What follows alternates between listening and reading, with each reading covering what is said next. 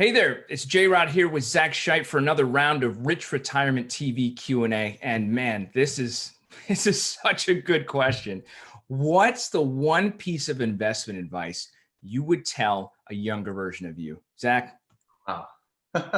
So it's hard to pick just one because the younger version of me had a lot to learn. But I think one thing that I would say is to trust the process and to sort of let the results take care of themselves. So when I first started at the hedge fund back in 2000, this was right as the dot-com bubble was starting to burst, and it was a really challenging time in the market. I love that because I kind of cut my teeth on some of the toughest markets that the world had seen at that point, and it helped me be able to protect capital during other turbulent times in the market.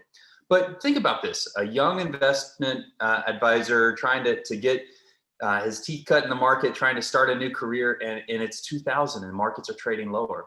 And there were so many times that I did my research, I picked a stock, I felt like I had done everything right, and I bought it in the account that I was managing for my boss, and then it didn't trade the way I expected. The stock traded lower, I had to sell some, and I had to go back and say, all right, what went wrong here? Did I make a mistake? Did I research this wrong? Did I not find something that I should have found?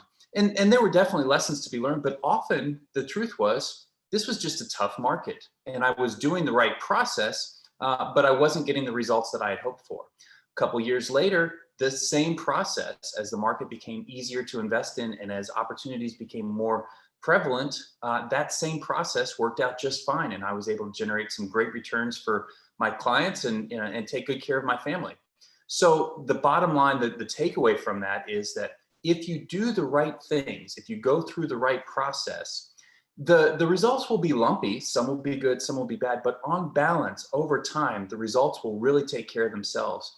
And on a little bit more of a philosophical level, that's true in a lot of areas of life. It's true in relationships. It's true in my own personal finances. It's true in work. It's true in many different areas of life.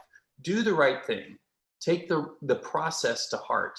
And if you don't focus on the results, if you focus on the process, then over time, those results will take care of themselves. So I don't know, that may be a little bit more philosophical than you were expecting, but I think that's what I would tell a younger version of myself getting started in the investment world. What about you? I think that's solid, Zach.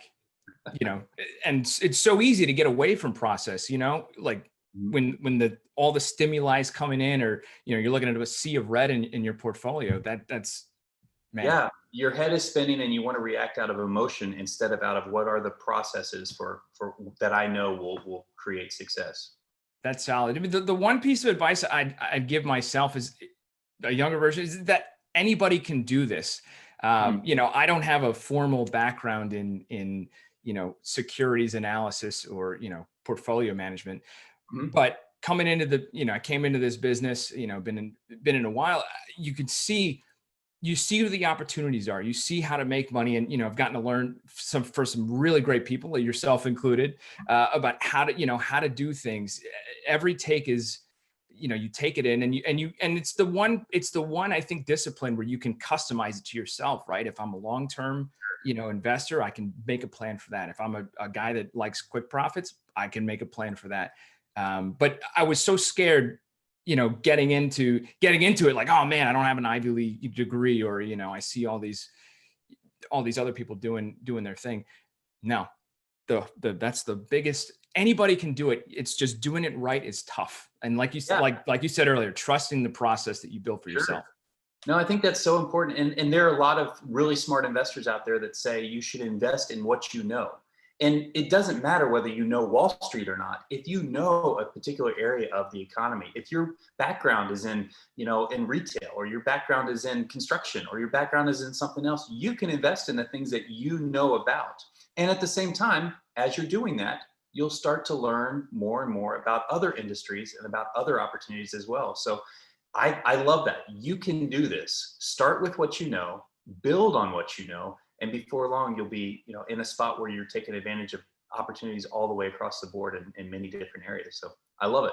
So thanks, J-Rod. I'm Zach Scheit, and on behalf of Rich Retirement TV, thank you for joining us, and we will be back soon. Talk to you later.